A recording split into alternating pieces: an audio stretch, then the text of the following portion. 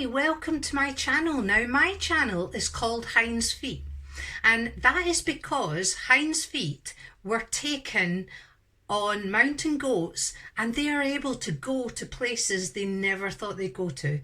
And what I want to do is I want to look at adopted children and being an adoption, and I want to give you insight so that you understand where adoptive kids and babies and stuff are coming from. I myself was adopted, and I am going to be putting out content based on adoption and looking at it from a biblical point of view as well. So if you want to come along for that journey and come with Hind's Feet, then I would love it. If you want more content about adoption, please give me a thumbs up, and I am going to look into all the different aspects that surround adoption and adoptive kids. Okay, so I think it's really important that we look at what it felt like and what it feels like for adopted kids. So let's get started.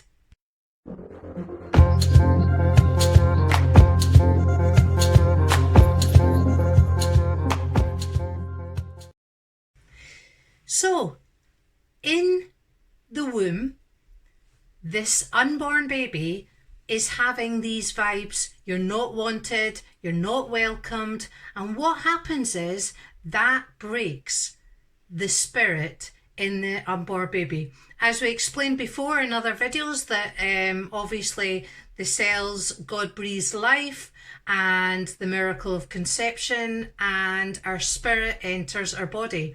And as the baby grows in the womb, it constantly gets this, you're not wanted, you're not welcomed, and that breaks the spirit. So what happens is when the baby continues to grow with that, the anger continues to grow with that. So when the newborn baby comes out, what happens is that baby is unconsolable. I was adopted myself, and my adoptive parents told me that when I finally arrived at 6 weeks down the line, I would scream and scream and scream, and there was no consoling me, because in a sense the damage had already been done. So for once I was born, that 6 months of getting past from pillar to post and always being looked after and fed and whatever by loads of different people had a profound effect on me. And even if you are coming from you are an adopted child and you're listening to this, or an adult, obviously, or if you might be coming to this video being the parents of an adopted child, or a foster child, or a child from care, or whatever situation you're coming and listening to this video, it is so vitally important. That is why I'm making this content. And if you want more content, please give me a thumbs up and subscribe to this channel, because we are going to unpack exactly what it feels like, and it will give you an understanding, especially if you're a caregiver, what it is and was like. Okay, so let's get started on that journey. Okay, so fundamentally, what happens is that baby had no choices. The unborn baby stuck in that womb, couldn't do anything about it. They got angry and angrier and angrier. When they came out, the only way they knew to express that was by screaming, as I've said. Now, a research was done, and kids in a children's home were asked, what is it like being brought up in a children's home? And this little boy said, it's like walking about with a big question mark in my tummy. And that's such a profound remark, isn't it? But these questions are unanswered questions. Now, I certainly grew up, I don't know about you, the whole of my life with lots and lots of questions. But the two main fundamental questions that newborn babies have are, who am I? And who is going to care for me? And these questions need to be answered. With regard of who am I, these questions, they look for feedback. So both these questions, the answer should be the parents. But for whatever reason it isn't, the who I am question becomes unanswered. The who will care for me question. That question is really, really complicated because rejection, again, is one of the most powerful things that we can ever experience. Now, rejection can come in loads of different ways. You could be the wrong gender. You could have been, you had wrong characteristics. You didn't look right. You didn't quite fit what your parents had in mind. Or your parents were really self-centered and actually they didn't have time for you. You're kind of sidelined. You know, there's lots of different forms of rejection at birth. And, but the main consequence of an unplanned or unwanted pregnancy is always going to be rejection. It's obvious it's always going to be rejection. So as the adopted person grows up, rejection, you will have lots of little rejections because they are kind of little in comparison to what you had at birth. But you learn to manage those. But the main problem is that when you were rejected at birth, you didn't know how to deal with that. And the only way that you could deal with that was you had this righteous anger. And this anger went on and on and on. How many of you, if you are looking after an adoptive child, experience this anger? And this anger is not just any anger. Children grow up and but in the terrible twos, it's what's expected and they're really angry and tantrums and what have you. But actually what happens in an adoptive child is not only are the tantrums there, but what happens with that anger is it's acceptable when they're 2 and 3, but actually that anger, they learn very quickly they get into trouble and stuff. So what happens is they push that anger down and down and down, and that is when there is a huge, huge issue. God says he didn't make you, for anger. He didn't want us to have that anger.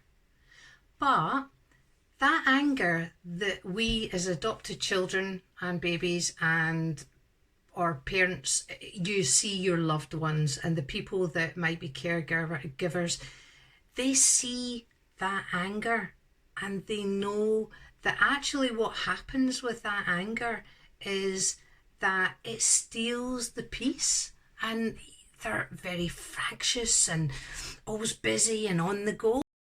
It's not what was meant to be. But that anger becomes a whole new way of life for the adoptive child or the foster child, or just for the rejected child. It becomes a whole way of life. And that is a huge, huge issue as well for an adoptive child. Other people's choices have fingered and shaped the way that we are. And God wanted to be that finger. God wanted to shape us, but he continues to want to shape us. And this is the problem that adoptive children or just a rejected young person has, that actually we want God to shape us. We want this relationship with God, but we always hit this hurdle, we always hit this barrier. And that is why understanding all this stuff is so vitally important to our Christian walk and our Christian journey, and the journey of the person that we might be looking after. Okay, because what happens is that the devil has got his fingers in us and distorts us. How many of us have been had a life where we have had a distorted view of the world? We have this view as an adopted child. I have certainly had this view that can't trust people because people will always let you down. You're just waiting for it. And even with regard to God, I used to always really struggle. I would know all the prayers, I would know lots of Bible stories, but I wouldn't really know God.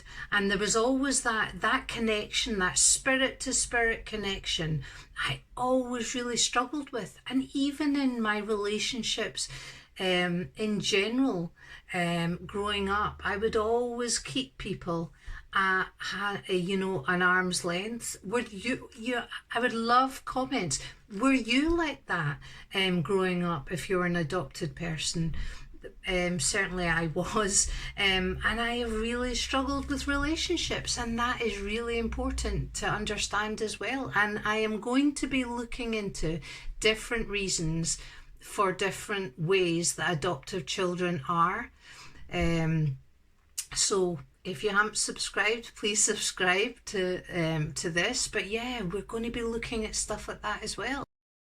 So what I'm going to do is I'm going to read out some things, okay? And I want you to think, are these things that actually you are you? Okay, so rejection sows really bad seeds in an adoptive child, or foster child, or just a child that wasn't accepted for whatever reason that it may have been. Okay, do you have a rejection and a fear of people taking authority over you? I did. Victimizing you? I did. And all these things, they breed rebellion and independence. I am so independent, it's unbelievable. Are you independent? Are you an adoptive child? And are you very, very independent? Like, I will do it my way. Nobody will control me. And the reason for this, and this is gold, the reason for this is because the people that were meant to care for me, that second question, they did it all wrong. Different personalities respond to different things in different ways. So the other way is that the person that has been rejected at birth also can turn it on themselves, and they say, well, it must have been me. I must have done something that's wrong. And many, many adopted people and children feel this self-rejection. Is that you? Self-hatred, that annihilating the possibility of ever being able to have a relationship. These are all really, really key issues for an adopted child or a foster child. They have already decided, the second answer, who will care for me, that actually they can't trust anyone. No one else is going to meet their needs, so they will meet their needs. Okay, so I'm going to leave it there, and I want you to think on and possibly rewind and listen to some of these things that I've said, because certainly for me as an adopted person, finally, I actually am starting to get why I act the way I act. So hit the thumbs up, subscribe, share, and I am going to be coming back with more content if I have enough thumbs up. Okay, take care guys, and I'll see you again next week. Bye.